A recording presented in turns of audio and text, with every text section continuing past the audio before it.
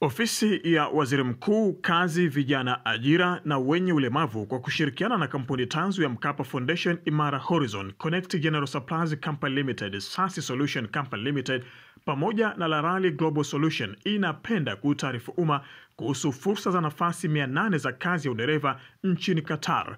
Sifa za mwombaji wa leseni ya udereva nchini Qatar awe na leseni ya daraja C au E, elimu ya kidato cha 4 na kuendelea, uzoefu wa zaidi ya miaka 2 katika taaluma ya udereva, uwezo wa kuzungumza lugha ya Kiingereza na mwenye uelewa na lugha ya Kiarabu atapewa kipaumbele. Dereva atakayefanikiwa na fursa ya kazi nchini Qatar, mwajiri atagharamia visa na tiketi ya ndege, malazi, chakula na matibabu kwa kipindi chote cha ajira, usafiri wa kutoka nyumbani hadi kituo cha kazi na mshahara kulingana na sera ya kampuni pamoja na sheria za nchi ya Qatar. Pia mwajiri atagharamia visa na tiketi ya kurudi nyumbani baada ya ukomo wa mkataba wa ajira. Waombaji wote wa nafasi za kazi ya udereva nchini Qatar wanatakiwa kutuma wasifu yani CV zao kupitia tovuti ya www.mkapafoundation.or.tz au www.manpower.cgs.co.tz au kupitia barua pepe sasisolution@gmail.com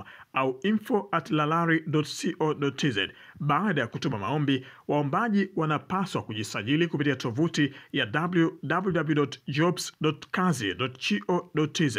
Mwisho wa kupokea maombi ni tarehe 16 Mei 2025. Kwa maelezo zaidi unaweza kuwasiliana na uratibu wa zoezi hili kupitia nambari ya simu ya 0784 301987. Tangazo hili limetolewa na kitengo cha mawasiliano serikalini, Ofisi ya Waziri Mkuu, Kazi, Vijana, Ajira na Wenye Ulemavu.